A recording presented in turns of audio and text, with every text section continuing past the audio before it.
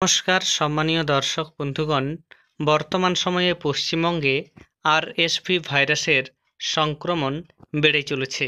এর ফলে বিভিন্ন হাসপাতালে শিশুদের ভর্তির যে সংখ্যা তা দিন দিন বেড়ে চলেছে।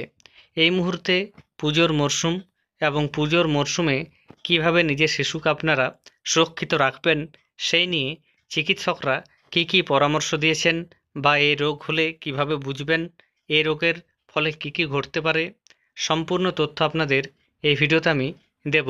এর আগে অনুরোধ, চ্যানেলে নতুন হয়ে থাকলে ছোট্ট চ্যানেলটি সাবস্ক্রাইব করে নোটিফিকেশন অল করে রাখতে ভুলবেন না।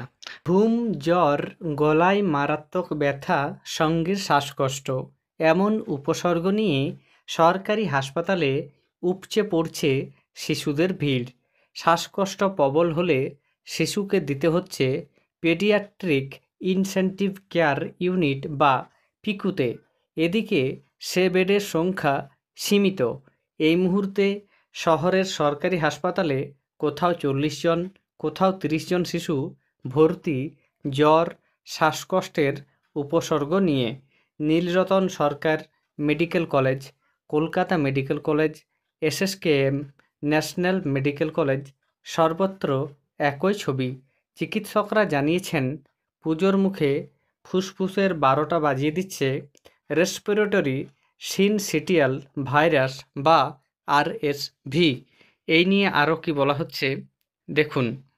কলকাতা মেডিকেল কলেজের শিশুরোগ বিভাগের associate professor doctor Dibyendu Roychowdhury জানাচ্ছেন, খটখটে রোদ, তারপরেই হঠাৎ আকাশ কালো করে বৃষ্টি, তাপমাত্রার এই তারতম্যে মাথাচাড়া দিচ্ছে আরএসভি ভাইরাস।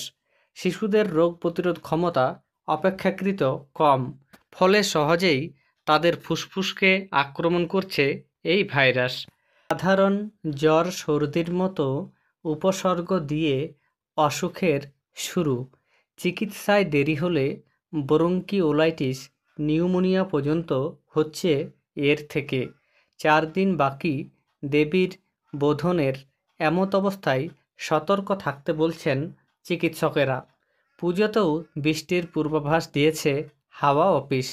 প্রখ্যাত শিশুরোগ বিশেষজ্ঞ ডাক্তার অপূর্ব ঘোষ জানিয়েছেন, হাঁচি কাশির মাধ্যমে ছড়ায় এই ভাইরাস।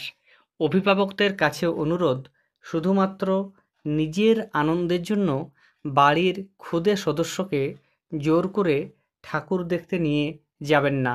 শহর কলকাতার নামজাদা পুজোগুলোয় ষষ্ঠী থেকে দশমী দমবন্ধ করা ভিড়।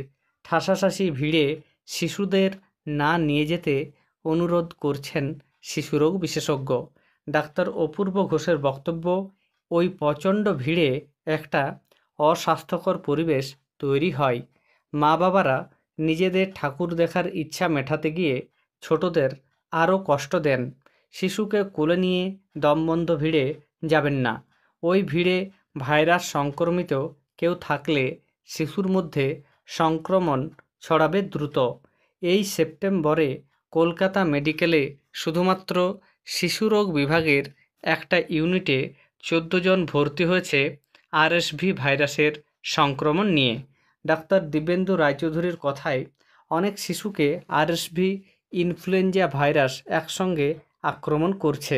চিন্তার বিষয় হলো, শ্বাসকষ্ট দেখা যাচ্ছে শিশুর, অনেক সময় দিতে হচ্ছে হাই ফ্লো অক্সিজেনও, রাখতে হচ্ছে নন ইনভেসিভ ভেন্টিলেশনে। মেডিকেল কলেজের শিশুরোগ বিশেষজ্ঞরা বলছেন, বাচ্চার 3 দিনের বেশি জ্বর থাকলে কিংবা ঝিমিয়ে পড়লে অবিলম্বে চিকিৎসকের পরামর্শ নিন। কলকাতা মেডিকেল কলেজের শিশুরোগ বিভাগের associate professor doctor Dibyendu Roychowdhury জানিয়েছেন, শ্বাসকষ্টের সমস্যায় শরীরে কার্বন ডাইঅক্সাইডের মাত্রা বেড়ে যায়, তাই ঝিমিয়ে পড়ে শিশু। চিকিৎসকদের নিদান, একান্তই যদি শিশুকে নিয়ে ঠাকুর দেখতে বেরোন, কোনো রকম শীতল পানীয় বা আইসক্রিম দেবেন না। পর্যাপ্ত পরিমাণে জল খাওয়াবেন শিশুকে। ঠাকুর দেখতে গিয়ে বৃষ্টি থেকে সাবধান, সঙ্গে অবশ্যই ছাতা রাখুন। চিকিৎসকদের উপদেশ, বাইরের স্ট্রিট ফুড থেকে দূরে রাখুন শিশুদের।